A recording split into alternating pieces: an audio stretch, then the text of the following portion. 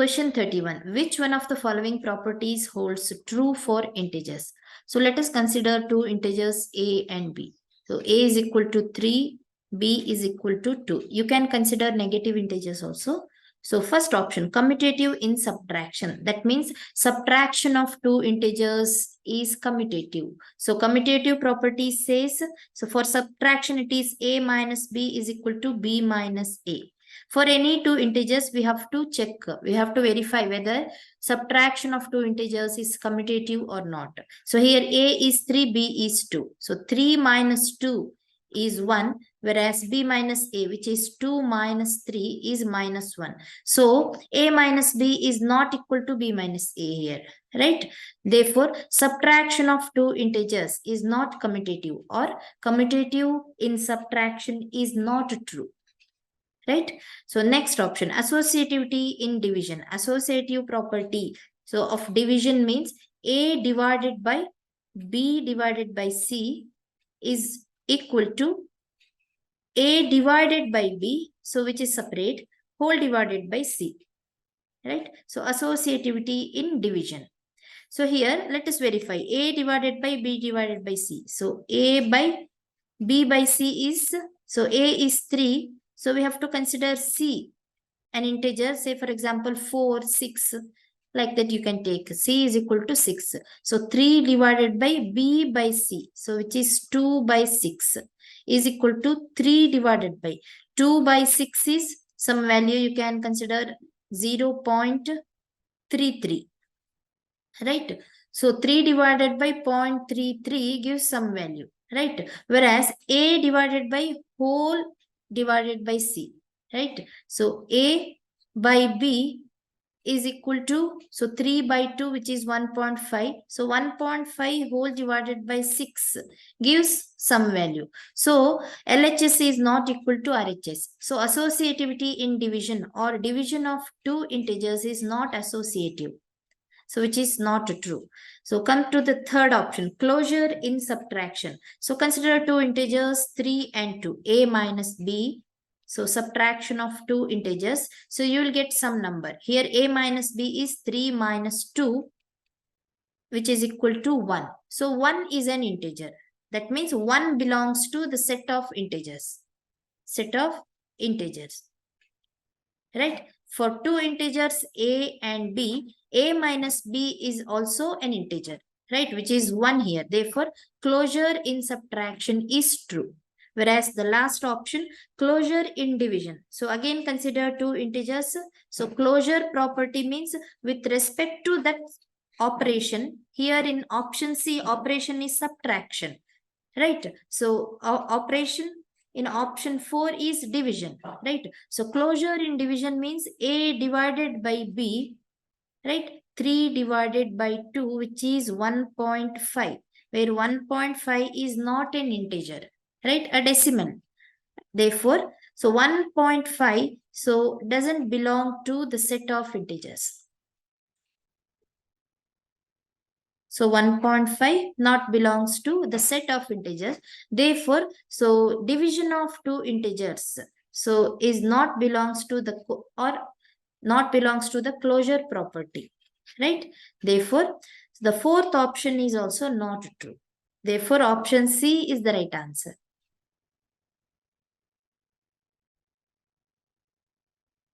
Question 32. Value of 8 minus 2 into minus 3 minus of 2 minus 4 minus 5 is. Here students, we are using BODMAS rule. BODMAS. According to BODMAS rule, so we have to first remove the brackets. So here there are three types of brackets. So the first one is parenthesis and square bracket and curly brackets.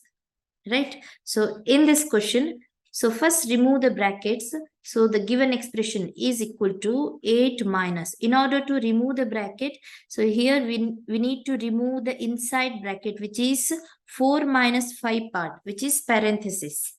Right? So parenthesis.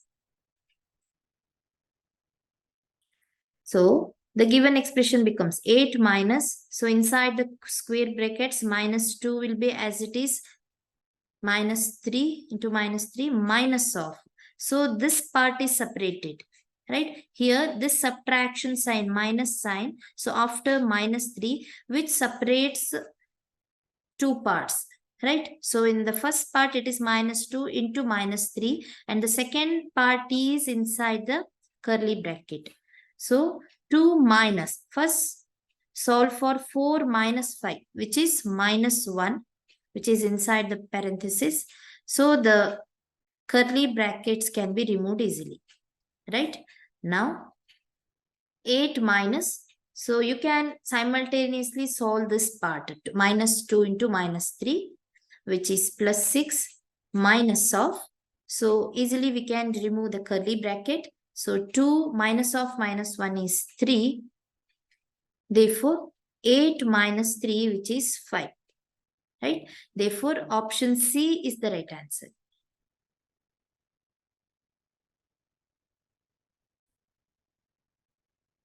Question 33. Descending order of the numbers 4 by 3, minus 3 by 2, minus 9 by 8, and 7 by 4 is.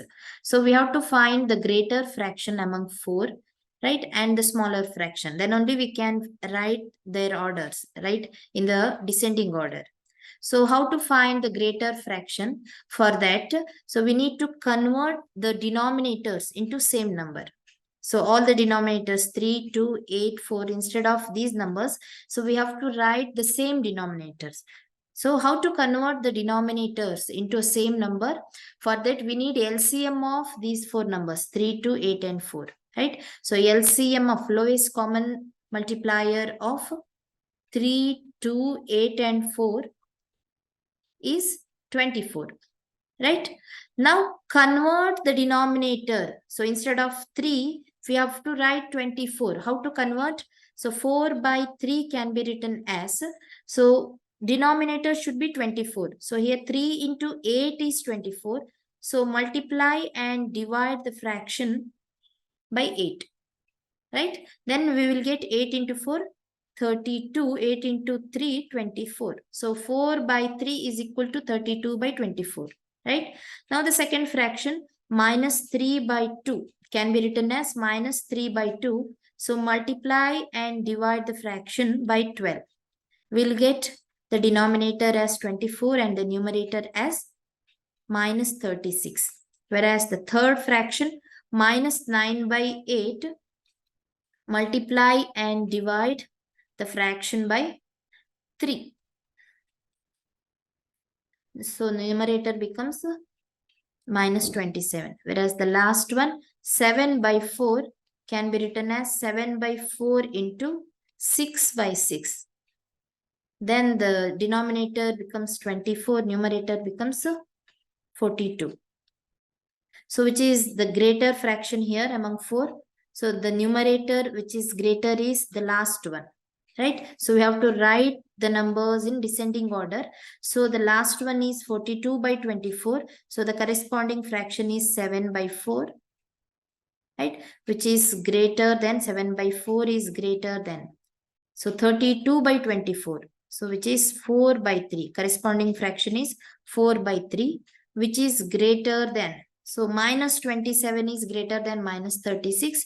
Therefore, minus 9 by 8, which is greater than minus 3 by 2. Therefore, option D. So 7 by 4, 4 by 3, minus 9 by 8, minus 3 by 2. Option D is the right answer.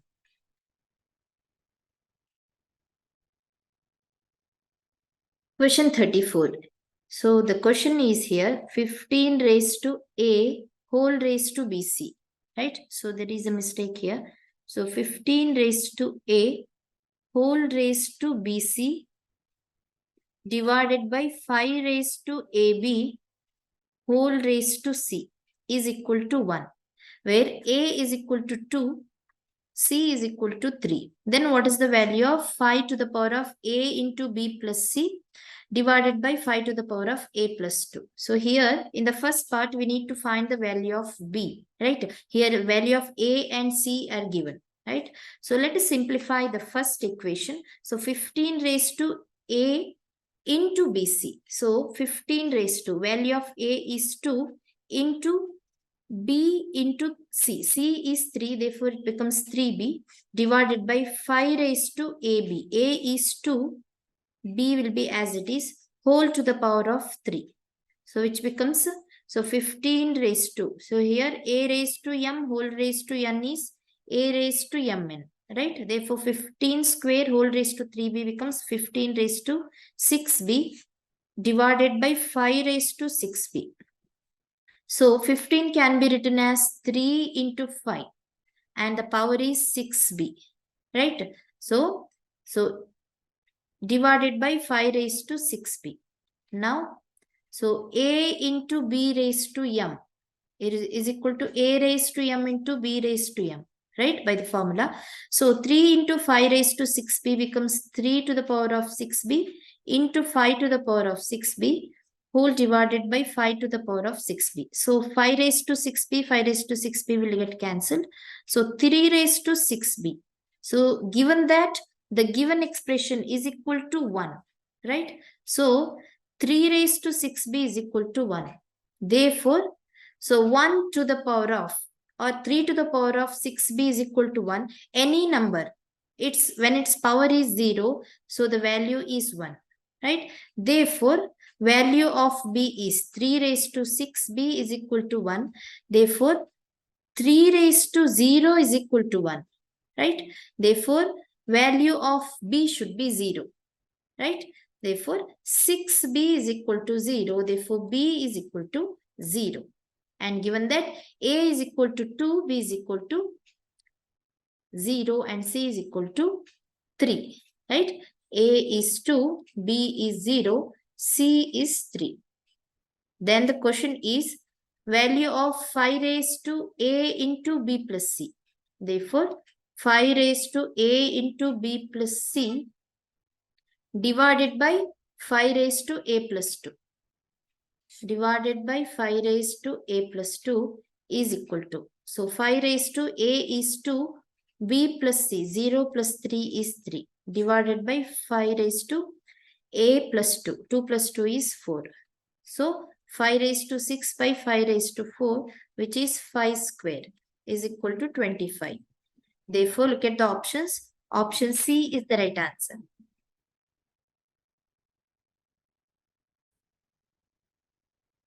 Question 35. What is the difference between the smallest 6-digit odd number and the largest 4-digit even number formed using the digits 8, 3, 0, 5, and 4 when repetition of digits in a number is not allowed?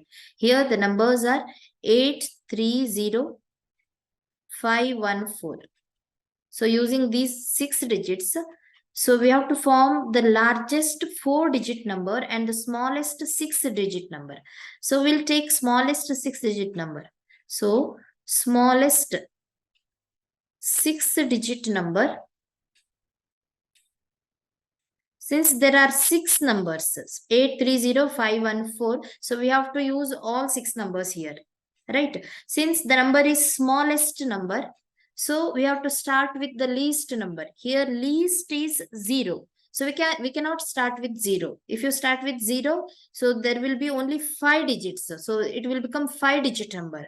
Therefore, so we have to start with 1. Then after we'll take 0. So after that, which is smaller, 3 is smaller. Then 4, 5 and 8. And it is given that smallest 6-digit odd number. Therefore, we cannot take 8 at the end. It will become an even number. Therefore, we'll just interchange 5 and 8. So, 1,03,485 is the smallest 6-digit odd number. We have to mention odd number, right? And the next one is largest 4-digit even number. Largest 4-digit even number. So in order to get the largest number, we have to start with the greater number. Here greater number is 8. Then next to greater number. So next to 8 is 5. Next to 5 is 4. Next to 4 is 3. So it is a 4-digit number, but is not even number. Therefore, so in order to get the even number, the next number to 4 is 3. So it will not become an even number. Next to 3 is 1. Right. So 1 is also an odd number. We cannot take 1. So the remaining is 0. So 8540 is the largest 4-digit even number. Here the question is difference between these two numbers. We'll take the difference. Difference is, so 5 minus 0, 5, 8 minus 4, 4. So 14 minus 5, 9. And 12 minus 8, 4. So 94,945. Option A is the right answer.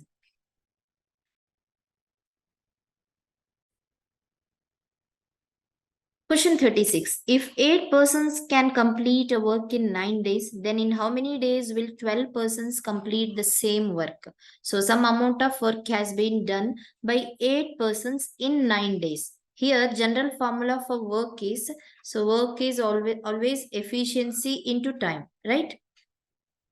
Efficiency into time. Here in this particular case, in this particular question, 8 persons can complete work in 9 days. Here time is number of days. And instead of efficiency, we are considering number of persons. Right? So for this particular example, for this particular case, so the total work is equal to number of persons into number of days. Here, 8 persons can complete work in 9 days. So the work is equal to, so number of persons are 8 into number of days is equal to 9. So 72 units will be the total amount of work. So in order to complete the same amount of work, so 12 persons, so how many days will the 12 persons take, right? Therefore, so to complete same amount of work, number of days taken by 12 persons is equal to, so the amount of work divided by number of persons, right? Again, by rearranging the formula, so number of days is equal to total work divided by number of persons, right? 72 by 12, which is 6 days. So 12 persons take 6 number of days to complete same amount of work, 72 units of work, right? Therefore, option B is the right answer.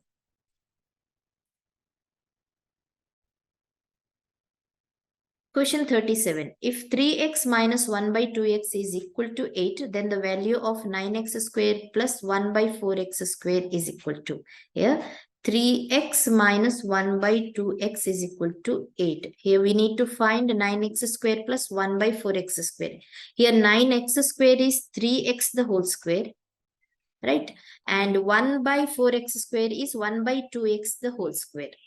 Therefore, so if we use the formula a minus b whole square is equal to a square plus b square minus 2ab, we will get the answer for this. 9x square plus 1 by 4x square. So what is a minus b whole square? So which is 3x minus 1 by 2x the whole square is equal to 8 square. Right? By making the square of both LHS and RHS. Right? So here LHS becomes 3a minus b whole square. 3x the whole square is 9x square plus 1 by 4x square. So minus 2ab. So 2 into 3x into 1 by 2x. So the remaining term is minus 3 is equal to 64. Right? Therefore, 9x square plus 1 by 4x square is equal to 64 plus 3, which is 67. Therefore, option D is the right answer.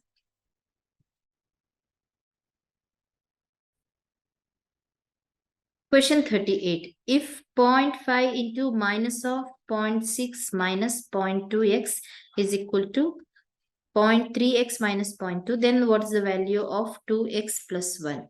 So in order to find the value of 2x plus 1, we need the value of x, right? Consider the given equation, 0.5 into minus of, here this second term is inside the brackets, minus of 0.6 minus 0.2x, close the brackets, is equal to 0.3x minus 0.2. Here, let us find the value of x. So here we are using BODMAS rule. Alright, so first we have to remove the brackets. B stand for brackets. Remove the brackets. So in order to remove the square bracket, we need to solve for this inside bracket, right? So which is equal to 0.5 into minus of. So better to write minus of 0.6 as minus 0.6. Minus of minus becomes plus 0.2x, right? So we have removed one bracket here. So 0.3x minus 0.2. Now 0.5 into minus of 0.6, which is minus 0.3, right? 6 into 5, 30. So minus 0.30 plus 0.5 into 0.2, which is 0.1x, is equal to 0.3x minus 0.2. So after rearranging, you will get minus 0.1 is equal to 0.2x. Therefore, x is equal to minus 0.1 divided by 0.2, which is minus 1 by 2. Therefore, the value of 2x plus 1. 2x plus 1 becomes 2 into x is minus 1 by 2 plus 1, which is minus 1 plus 1 is equal to 0. Therefore, option B is the right answer.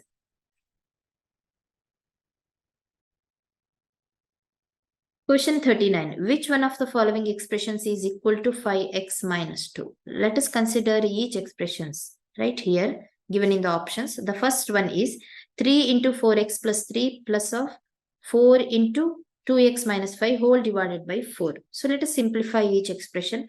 So which is equal to 12x plus 9 plus 8x minus 20 whole divided by 4. Which is equal to, so 12x plus 8x, 20x minus 11 by 4. So which is not equal to 5x minus 2. Right? So the first option is not correct. And the second one is equal to 5 into 2 minus 2x. So 10 minus 10x minus 10x plus minus 2, not plus 2, minus 2 divided by 4.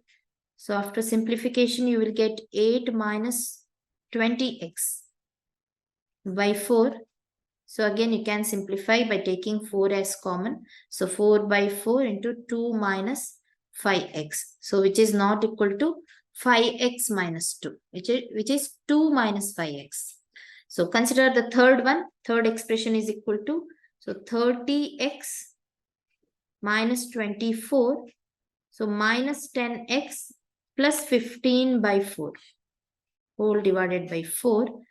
So which is equal to 20x minus 24 plus 15, which is minus 9 whole divided by 4. So we cannot take any common number here between 20 and 9. Therefore, so the third option is not equal to 5x minus 2. Whereas the fourth one, so you can directly consider 2 as common here. So 2 and 2. So 2 divided by 4. So the remaining terms are 3x plus 1 plus 7x minus 5. Therefore, 1 by 2 into 3x plus 7x, which is 10x minus 5. Right? So we can, here 2 is common, right? So 1 by 2 into 5 is common here. So 2x minus 1. Right? Or you can take 2 as common. So 5x minus 2. Yes, you should take 2 as common. So 5x minus 2. Therefore, the fourth expression is equal to 5x minus 2. Therefore, option D is the right answer.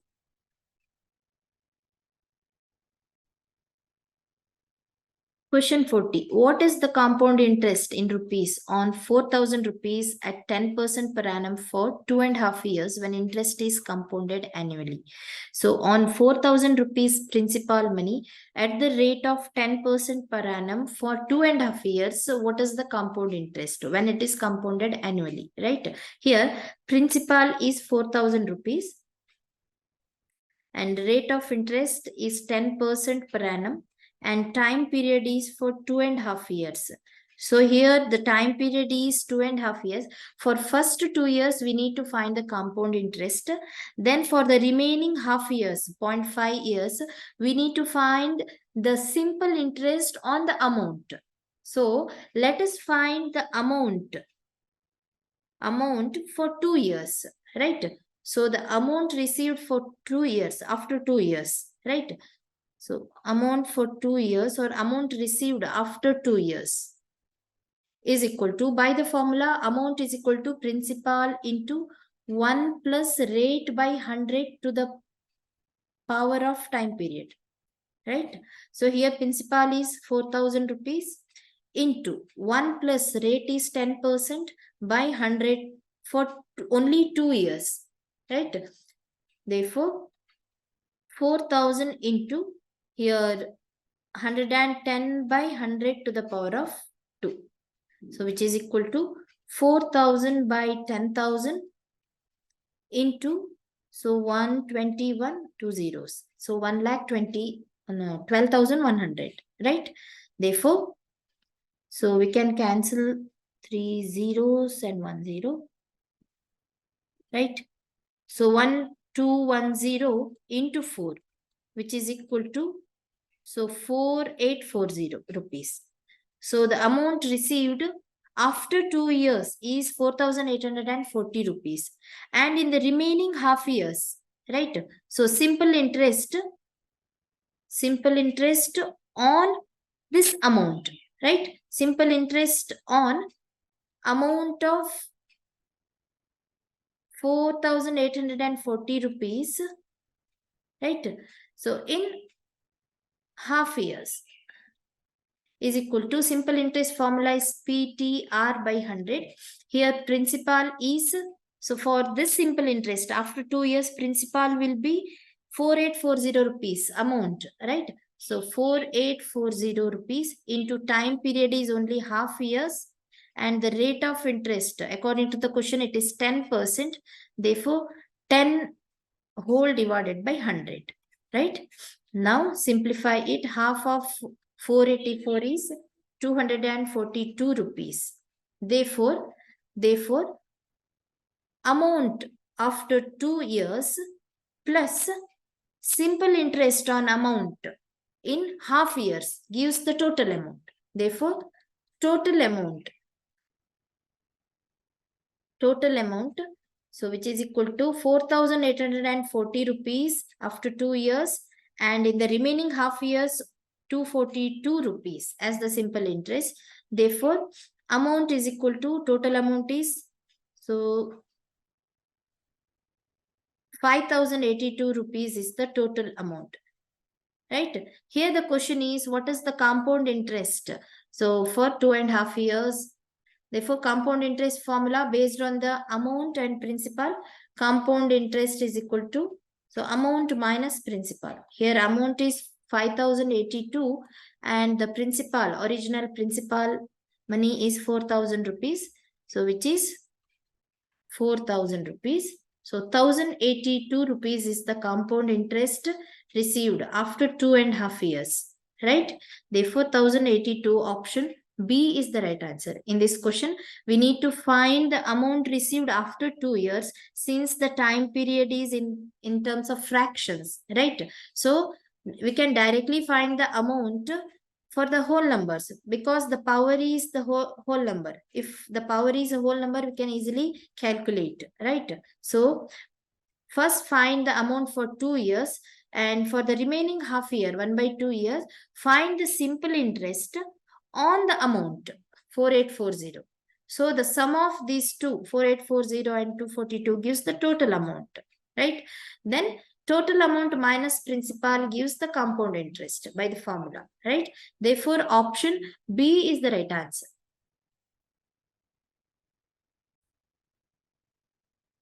Question 41. If the sum of two adjacent angles is 180 degree, then these angles are called. Options are pair of corresponding angles, pair of alternate angles, complementary angles, and linear pair.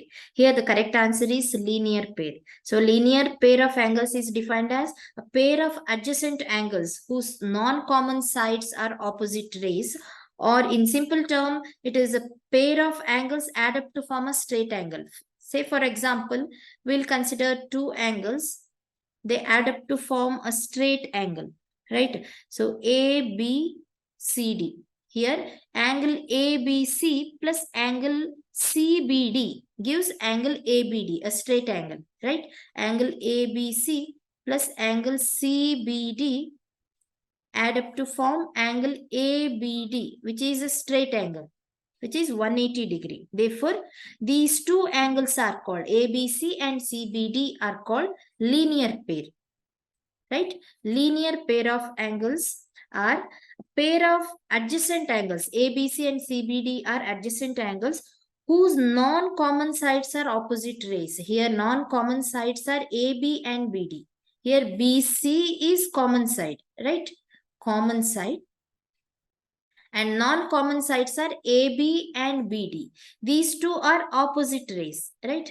Opposite rays, right? Therefore, and they add up to give a straight angle. Therefore, option D, linear pair, is the right option.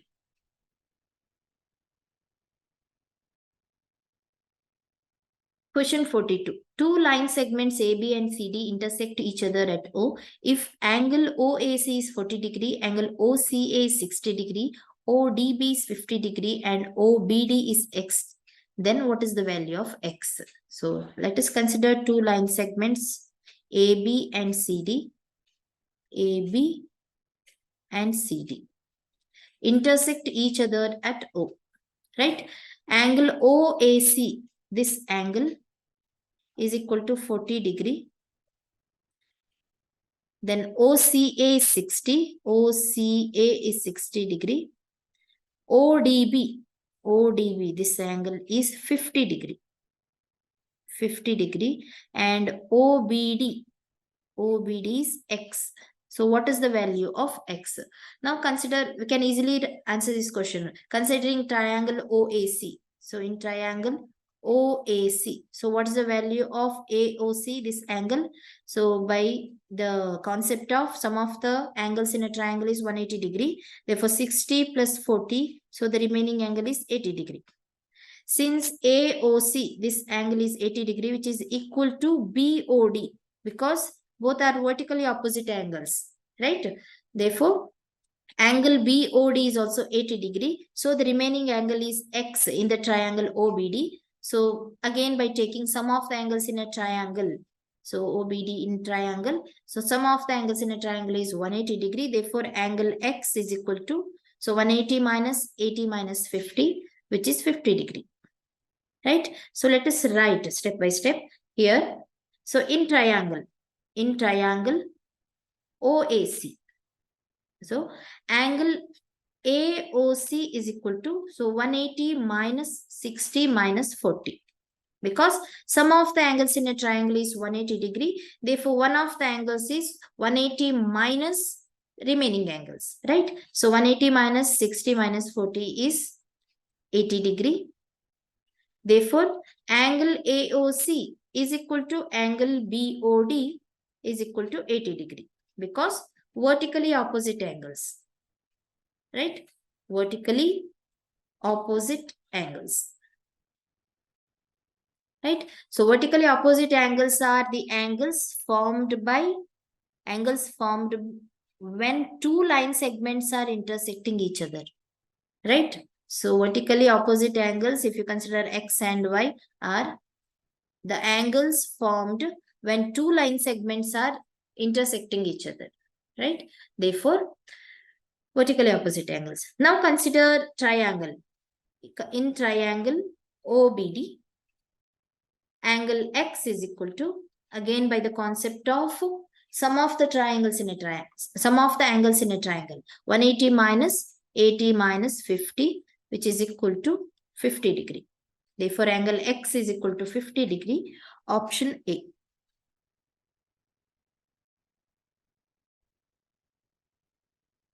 Question 43. In triangle ABC and triangle PQR, angle A is equal to angle P, AB is equal to PR, AC is equal to PQ, QR is 3x minus 5, BC is x plus 7, then the value of x is. Consider true triangles ABC and PQR. Triangle ABC and PQR. PQR.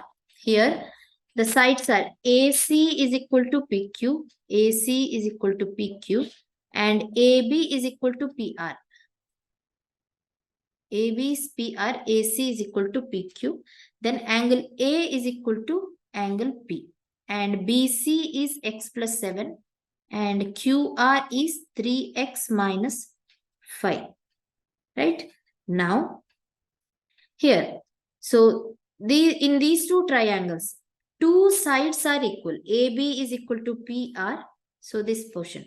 And AC is equal to PQ. If two sides and included angle of, here included angle is A in triangle ABC and included angle. So P, angle P is the included angle. When these two included angles are equal and two sides are equal, then triangle ABC will be congruent to triangle PQR. Right? If two sides and the included angle of one triangle are equal to two sides and the included angle of another triangle, then the two triangles are congruent.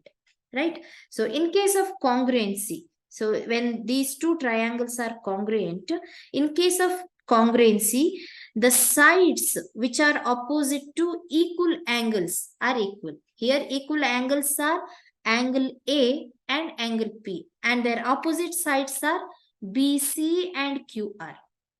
BC and QR. Therefore, so this when angles are equal, angle A is equal to angle P, then their opposite sides are also equal. Therefore, side BC is equal to side QR.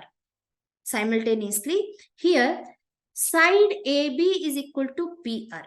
Right? Their opposite angles are equal. Therefore, angle C, opposite side to AB is C. Angle C is equal to angle Q, not R. Because AB is equal to PR. So, opposite angle to PR is angle Q. And also, AC is equal to PQ. Opposite angle to AC is angle B. So, which is equal to angle R. Right? So here, since angle A is equal to angle P, BC is equal to QR, therefore we can equate x plus 7 and 3x minus 5. Therefore, value of x becomes 2. X is equal to 7 plus 5, which is 12. Therefore, x is equal to 6. 12 by 2 is 6. Therefore, option D is the right answer.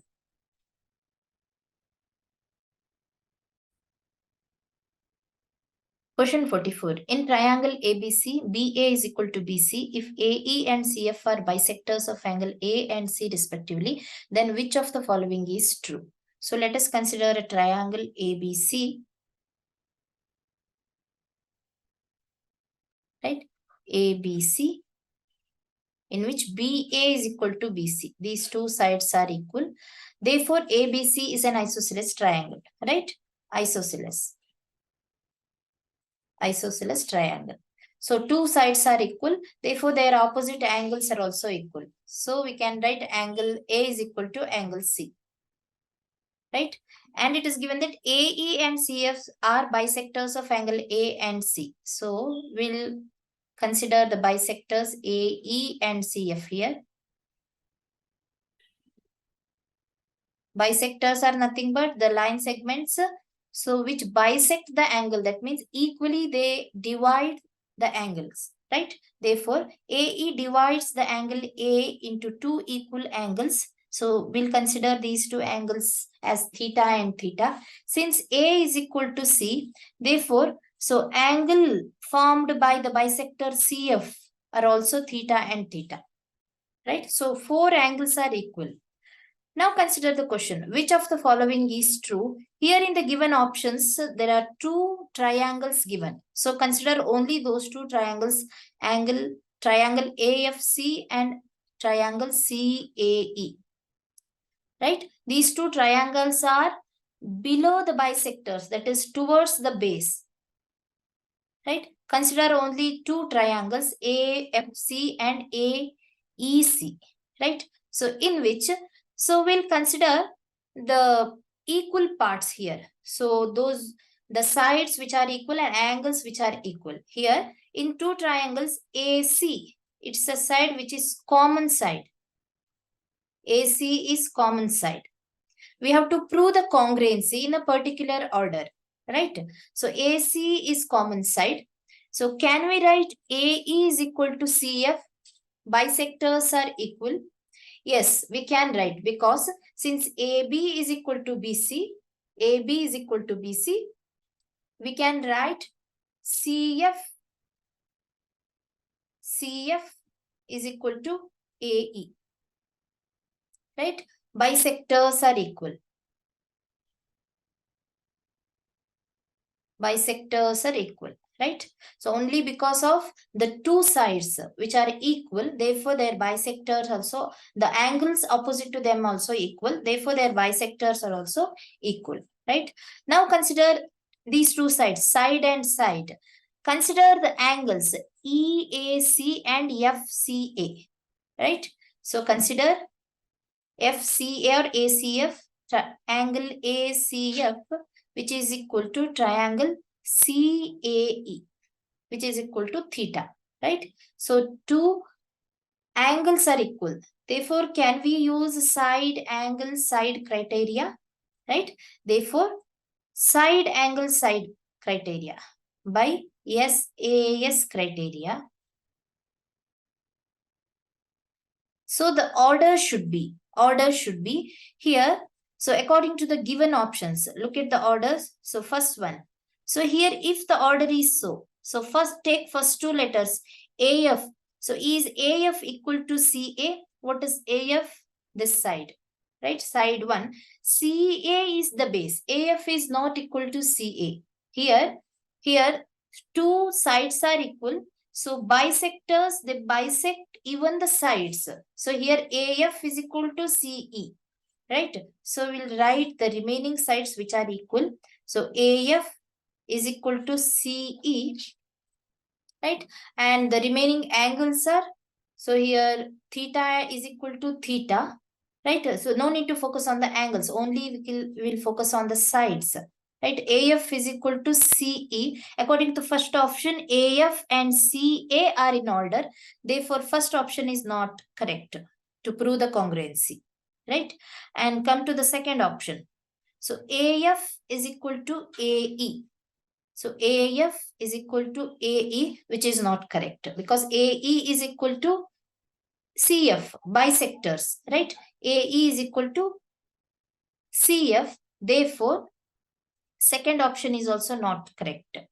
So AF is equal to CE in the third option. AF is equal to CE. Yes, because of the congruency.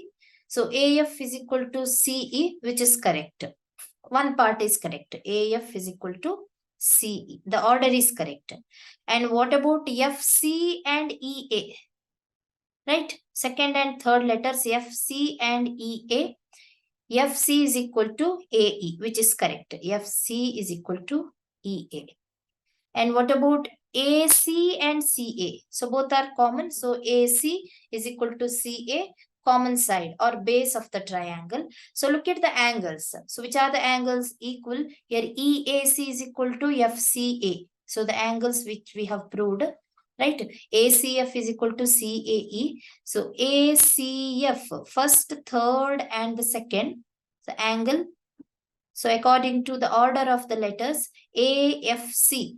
AFC angle first, third and second letter is equal to CAE. So again, first, third and second, right? Therefore, the order is correct. Therefore, we can prove the congruency according to SAS criteria, side angle side criteria. So triangle AFC is congruent to triangle CEA. Hence, option C is the right answer, right? So come to option D. So AFC, so consider two letters AF and AC. AF is not equal to AC again. So the order is wrong here. Therefore, option D is wrong answer. Therefore, option C is the correct answer to prove the congruency, since the order of the letters of the given triangle, right, are correct. Therefore, option C is the right answer. Question 45. If F, E and V are respectively the number of faces, edges and vertices of a hexagonal prism, then which of the following statements is true?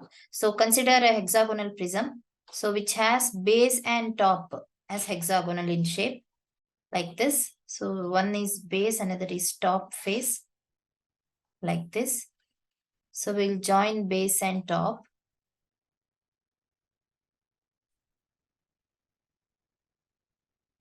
Like this. Now we have got a hexagonal prism. Now number of faces. So here we need to relate number of faces, vertices and edges according to the given options. So here number of faces. Here F is number of faces. So hexagonal prism has, so one top face and one bottom face, and the remaining faces are side faces. So 6 faces. Therefore it has 8 faces. F is equal to 8. So which is 6 plus 2, right? So now number of edges, E. So 6 edges like this, 6 edges at the top, 6 edges at the bottom, and 6 sideways like this, right? So 6 plus 6 plus 6. So there are totally 18 edges. 18 edges. Then number of vertices. So vertices are, so 6 vertices at the top, 5 and 6, and 6 at the bottom. So 6 plus 6, 12 vertices. Therefore, so look at the relation. Option A, 4V plus 2E minus 3F is equal to 36. So consider option A, 4V plus 2E minus 3F is equal to 4 into V, number of vertices. So V is number of vertices, 4 into 12 plus 2 into 18 minus 3 into 8, right? So 48 plus 36 minus 24, right? So which is equal to 48 plus 12, which is 60, which is not equal to 36. Therefore, first one is wrong. So check with the second one. Second one is 3F plus 4V. 3F plus 4V minus 2E, which is equal to 3 into number of faces. Number of faces are 8. 3 into 8 plus 4 into number of vertices minus 2 into number of edges, which is equal to 24 plus 48 minus 36, which is equal to 24 plus 12, which is 36, right? Therefore, the second relation is correct. So 3 into number of faces plus 4 into number of vertices minus 2 into number of edges is equal to 36. So in case of a hexagonal prism, right? Therefore, option B is the right answer, whereas the remaining answers are wrong here, right? Remaining options are wrong. You can try this remaining two, right? You will get option B as the right answer, right? Question 46. Two sides other than the hypotenuse of a right angle triangle are 16 centimeter and 30 centimeter. Then length of the smallest altitude of the triangle is. So consider a right angled triangle. Right angle triangle. Here two sides other than the hypotenuse are given, 16 centimeter and 30 centimeter. So we need to find the smallest altitude of the triangle here. So in case of the right angle triangle, smallest altitude means the perpendicular drawn on the hypotenuse. So this will be the smallest altitude of the triangle. So here, to find the smallest altitude or the perpendicular drawn on the hypotenuse, there is a formula. So always in case of a right angle triangle, perpendicular drawn on the hypotenuse, particularly on the hypotenuse, perpendicular drawn on the hypotenuse into hypotenuse. The product of perpendicular and hypotenuse is always the product of other two sides. So 16 into 30, right? So in case of a right angle triangle, perpendicular drawn on the hypotenuse into length of the hypotenuse is equal to the product of remaining two sides. Therefore, we need the smallest altitude. Here, smallest altitude is perpendicular, right? So smallest altitude is nothing but perpendicular drawn on hypotenuse, right? Therefore, perpendicular drawn on hypotenuse is equal to 16 into 30 divided by hypotenuse, right? So what is the length of the hypotenuse? So we have to use the Pythagorean theorem, right? Hypotenuse square is equal to, so 16 square plus 30 square. So what is 30 square? It is 900. So 16 square is 256, right? So therefore, 256 plus 900. So 1156 is hypotenuse square. So what is length of the hypotenuse? Therefore, hypotenuse is root of 1156, which is 34, right? So 34 is the length of the 34 into 34, 1156. Yes. Now come to the perpendicular part. Perpendicular is, so 16 into 30 divided by 34. Simplify it. So you will get 2 into 15, 2 into 17, right? Therefore, you will get 15 into 16 by 17, which is nothing but, so we can round off to 165 by, yes, no, not 165. So 225 plus 15, 240 by 17, right? 240 by 17, you will get 14 integer 2 by 17. So is the perpendicular or the smallest altitude drawn on the hypotenuse, right? 14 integer 2 by 17. Therefore, option D is the right answer.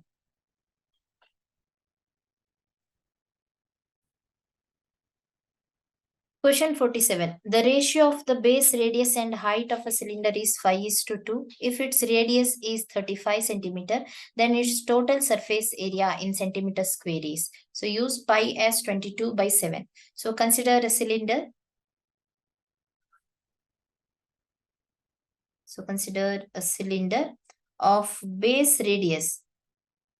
Base radius or radius of the cylinder is, so 35 centimeter. So here R value is 35 centimeter and radius to height ratio is 5:2. So let H be the height of the cylinder. So R by H ratio is 5:2.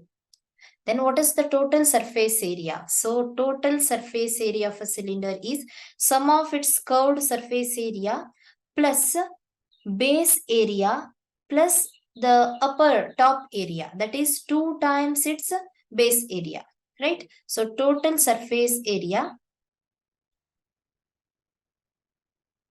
is equal to, so curved surface area,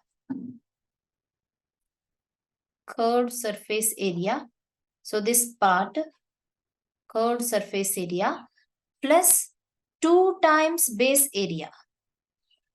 Why it is 2 times base area?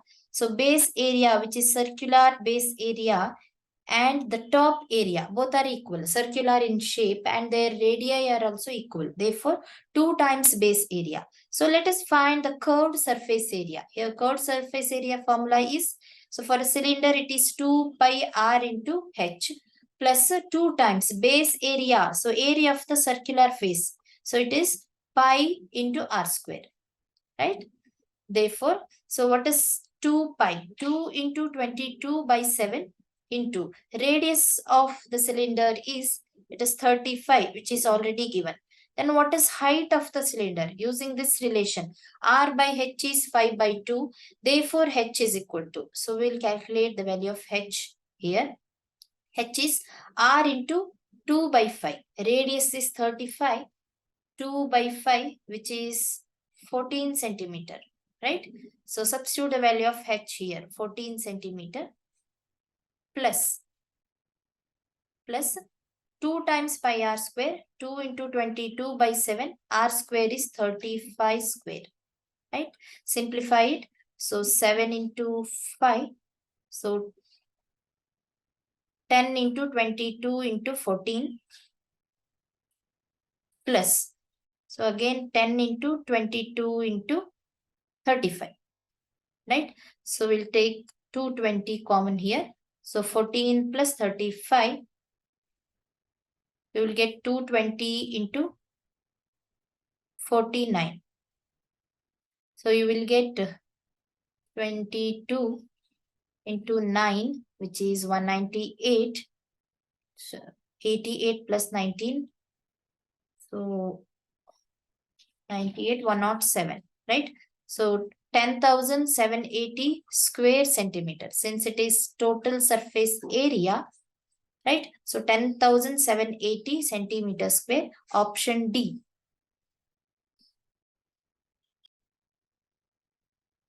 Oil of a certain company is available in tins of two shapes, a square base of side 16 centimeter with height 12 centimeter and a circular base of radius 10 centimeter with height 10 centimeter. Which tin has more oil and how much more in centimeter cube? Use pi as 3.14. Here, oil is available in tins of two shapes. One is square base.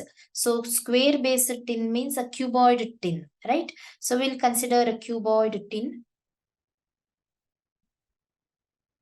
or cuboid box, right? Whose base is in square shape like this. And the dimensions are, so 16 centimeter side. Since the base is a square, so its width also will be 16 centimeter and height of 12 centimeter. So 12 centimeter is the height of the cuboid tin.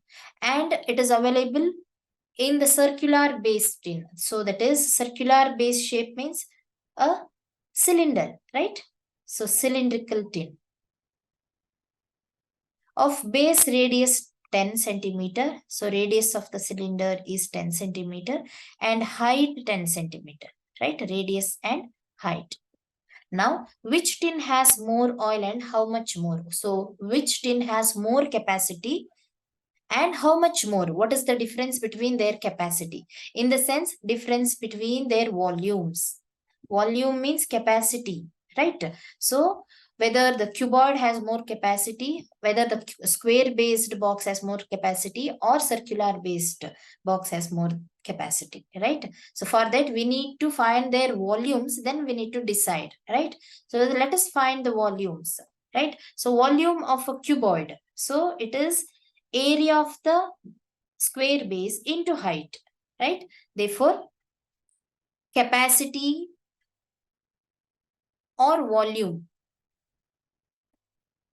of square based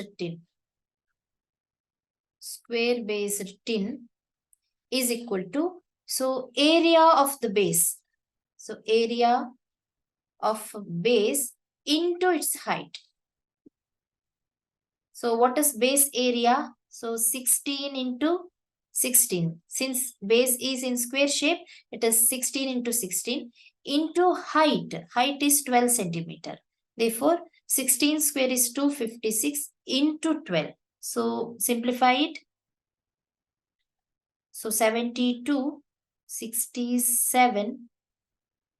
So 3072 cubic centimeter is capacity of square based tin. Now capacity of cylindrical, right? So capacity of or volume of circular based tin is equal to, So again, base area. So what is base area? Circular area, right? So base area into height gives capacity of the or volume of the circular base tin. Base area is pi r square into height is 10 centimeter. So pi, so it is given that use pi as 3.14, right? So 3.14 into radius. So base radius is 10 centimeter, right? So 10 square into 10. Height is 10. Therefore, it is 314 into 10. So 3140 is capacity of in cubic centimeter. So capacity of the circular base. Therefore, the question is which tin has more oil and how much more? Which tin has more oil? So circular base tin has more oil. Its capacity is more 3140. And how much more? So for that, we need the difference, right? So the difference is 3140 minus 3072, which is 68 centimeter cube, right? Therefore, circular base tin has more oil and the difference is 68. How much more? So option A, circular base tin and the difference is 68 cubic centimeter.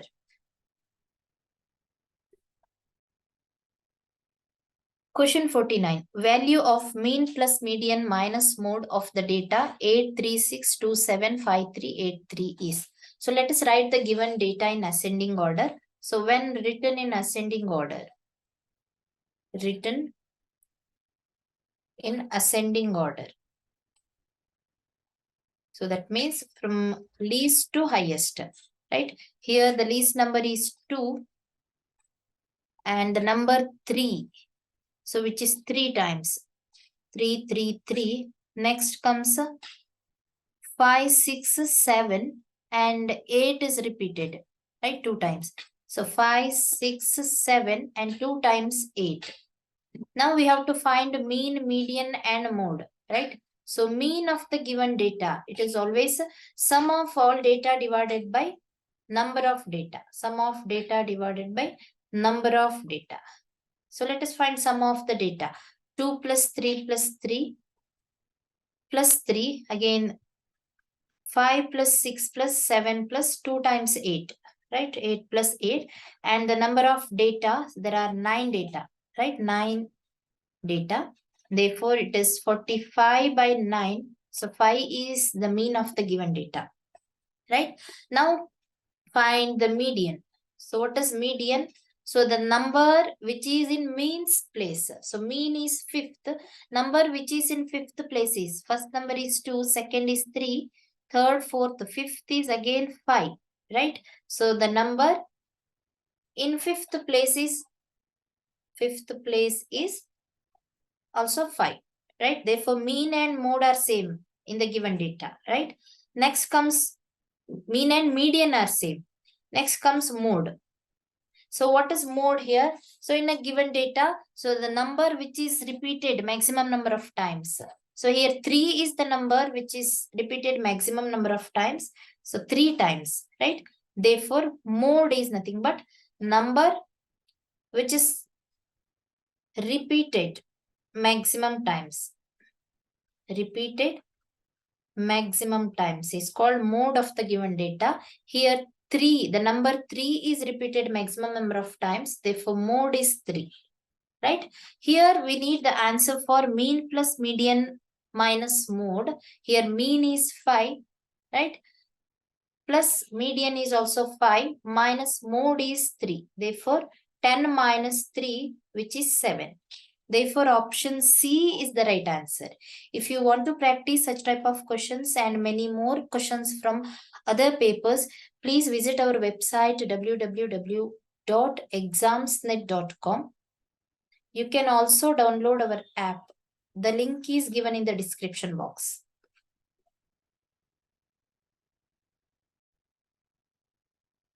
Question 50. A student obtained a total of 630 marks in 5 subjects in an examination. Marks obtained in Hindi, English, Mathematics, Science, and Social Science when shown in a pie chart by making central angles 65 degree, 53 degree, 85 degree, 81, and 76 degree respectively. How many more marks were obtained by the student in mathematics than Hindi? So let us represent his marks in a pie chart here. So marks obtained by him in Hindi subject, it is 65 degree. So let us represent 65 degree like this. So this is the mark obtained by him in Hindi subject, right? In Hindi. Then in English, it is 53 degree. So let us represent 53 degree in English. And mathematics, it is 85 degree. Will represent 85 degree in mathematics. Then in science, he obtained 81 degree. So we'll represent 81 degree. 81 degree in science, right? And in social science, it is 76 degree and the remaining degree is 76 degree in social science. Now the question is, how many more marks were obtained by the student in mathematics than in Hindi? So we have to calculate marks obtained by him in mathematics and Hindi, right? So marks obtained in mathematics is, so this is out of 360. Here the degrees are out of 360, right? So you can calculate. So 76 plus 65, these degrees, right?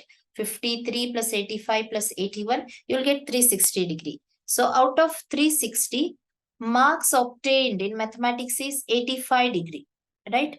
Therefore, here out of total marks, 630 marks. So what is the marks here? So you can cancel 0 and 0. So both the numbers 36 and 63 divisible by 9. So 9 into 4, 9 into 7. Right? So 85 into 7 by 4, you will get, so 7 into 5, 35. 595 by 4, it is 4 into 1, 4 into 4, 4 into 8, right?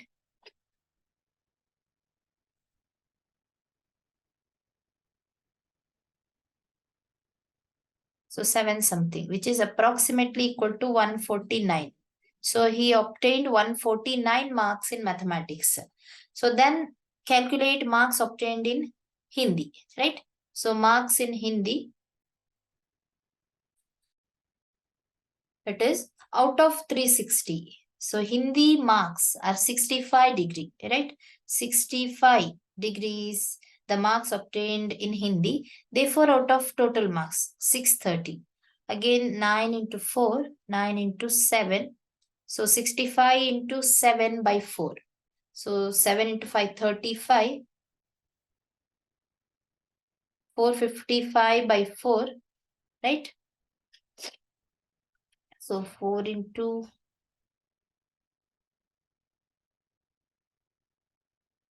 so which is approximately equal to 114, right? So compare the marks in mathematics and Hindi. So what the question is, how many more marks were obtained by the students in mathematics in Hindi? So the difference is 149 minus 114. It is 35 more marks obtained in mathematics, right? So 35 more marks obtained in mathematics than in Hindi. Therefore, option C is the right answer. Question 51. According to National Curriculum Framework 2005, one of the main aims of upper primary school mathematics teaching is to. So before going to the options, here the National Curriculum Framework 2005 is a framework document developed by the National Council of Educational Research and Training, that is NCERT, National Council of Educational Research and Training, NCERT. So it outlines the aims and objectives of education in India and provides guidelines for the development of curriculum at all levels of education. Here look at the options. So the main aims of upper primary school mathematics teaching is to develop mathematical thinking to handle abstractions. That means that students should be able to understand mathematical concepts and principles and apply them in a variety of contexts. They should be able to reason mathematically, solve problems, and communicate mathematical ideas effectively. Therefore, option C, help students to develop mathematical thinking to handle abstraction, is the right answer.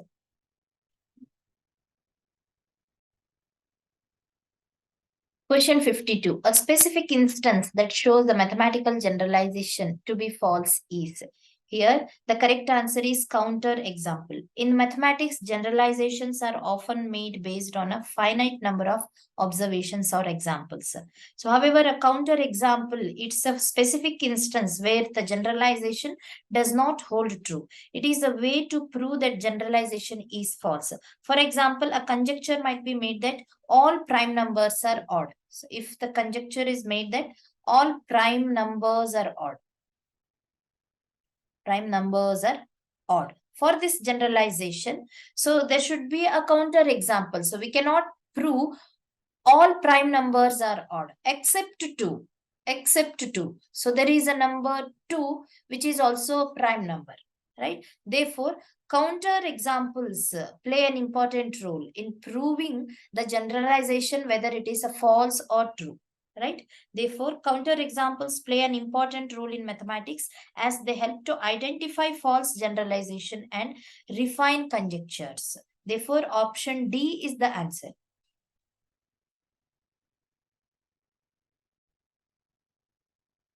Question 53. A mathematics teacher gave a statement in her class that in a triangle, the square of the hypotenuse is equal to the sum of the square of the other two sides.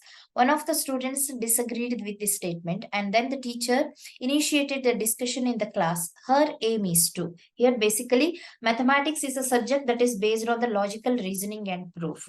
Students should be encouraged to question and challenge statements and conjectures, and to seek evidence to support or refute them.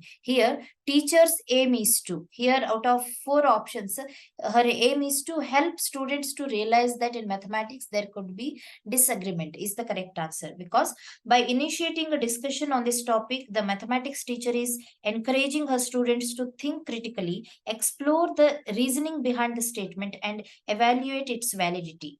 Through this discussion, students will learn that in mathematics there can be different points of view and different ways to approach a problem. And they will also learn the importance of presenting logical arguments and providing evidence to support their claims. Therefore, so teachers' aim is to help students to realize that in mathematics there could be a disagreement. Therefore, option C is the right answer.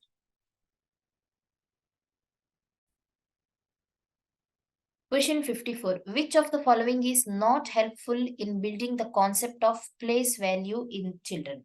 Here, abacus, first option, and Dean's block and bundling of matchsticks. So these are all helpful tools in building the concept of place value in children. Whereas the GeoGebra is a dynamic mathematics software that can be useful for various mathematical concepts. It's a mathematics software, but it may not be specifically designed to build the concept of place value in children. Place value refers to understanding the value of digits in a number based on their position in the number.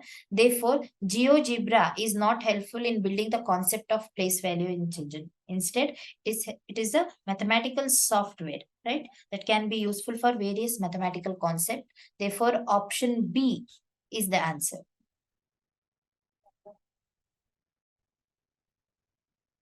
Question 55. Abhishek is an elementary school mathematics teacher. He reads various books on mathematics to understand alternate concepts and misconceptions of children in mathematics. He focuses on various strategies to teach different topics in every class. Which of the following is least appropriate for Abhishek? Here, option A, he is preparing for an upcoming school inspection, is the least appropriate method for Abhishek, right? Whereas the remaining, he is focusing on developing pedagogical content knowledge, he's focusing on developing subject matter knowledge, and focusing on learning new methods to solve textbook questions.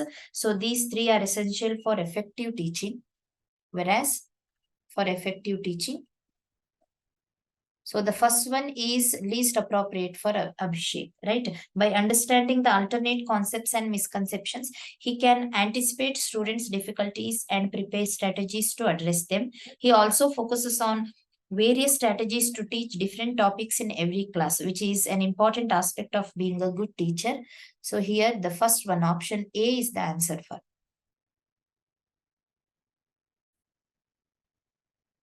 Question 56. A class 7 mathematics teacher tells her students that they will do a magic in the class today. The teacher asks one of the students to choose any two-digit number and reverse the digits to get a new number. Then she asked to add these two numbers and divide the sum by 11. Then she asked, what did you get? The most appropriate aim to perform this activity is. Here, options are to provide some leisure time in the class, to make the lecture joyful, to engage students in the class while she is busy in some work, to let students explore various properties of numbers and patterns, right? Here, the correct answer is option D. Here, through this activity, students can explore the properties of numbers such as divisibility by 11, the relationship between the sum and the difference of two-digit numbers, and the patterns that emerge when digits are reversed, right? Therefore, option D, to let students explore various activities, properties of numbers and patterns, is the right answer.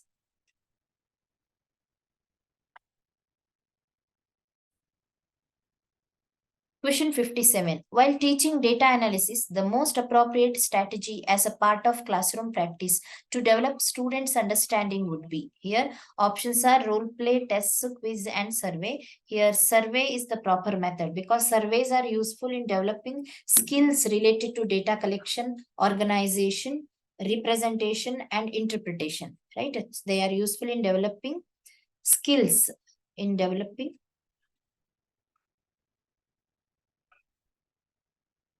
skills related to data collection, then organization, representation, and interpretation, right? In all the four steps. Then by collecting the surveys, by conducting the surveys, students learn how to gather data by using questionnaires or interviews, and then organize and represent the data using tables, graphs, and charts.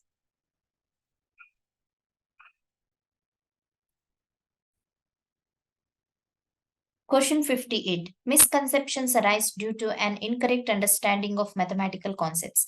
How can a teacher help her students with their misconceptions? Here options are by not interfering at all, as children will learn eventually, by demonstrating correct procedures followed by revision, by observing their work and talking to them to know their understanding, by suggesting some good books for practice. Here option C is the right answer, by observing their work and talking to them to know their understanding, because it is important for teachers to identify students' misconceptions as they may have a significant impact on their learning process. Then, observing students' work and talking to them about their thought process can help teachers understanding where the students are struggling and what misconceptions they might have. Once the misconceptions are identified, teachers can provide guidance and clarifications to help students correct their understanding. Therefore, option C is the right answer.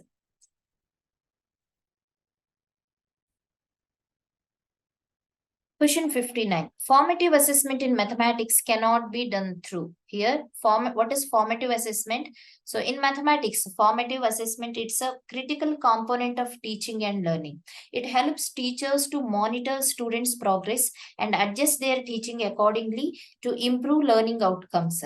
Here, Formative assessment cannot be done through. Here options are analysis of errors made by students, classwork and homework done by the students, projects and portfolios, and term and examination. Here, term and examination. So through that, the formative assessment cannot be done, right? Analysis of errors made by students, classwork and homework, projects and portfolios. So these three are all effective ways of conducting formative assessments in mathematics.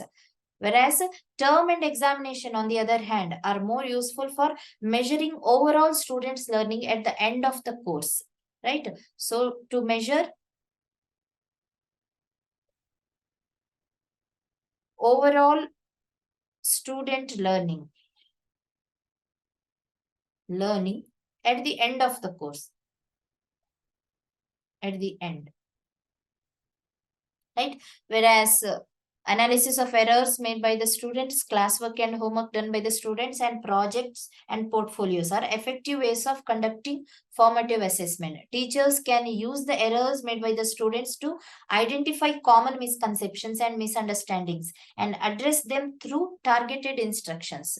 Therefore, so the fourth one, term and examination. So this cannot be, that means formative assessment cannot be done through term and examinations.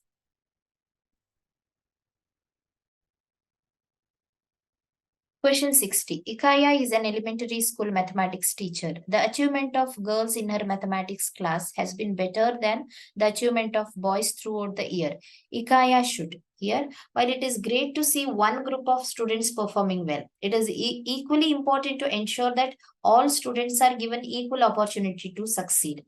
By reflecting on her classroom practices, Ikaya can identify if there is anything in her teaching style that might be hindering the boys' achievement. Therefore, she should reflect upon her classroom practices and the participation of students in her class, in her mathematics class. It is the right answer. So here she can also look at the participation levels of both boys and girls in the class and see if there is any imbalance that needs to be addressed. Therefore, option A is the right answer in this. So students, if you want to practice such type of questions from CTET maths paper, please visit our website www.examsnet.com. You can also download our app. The link is given in the description box.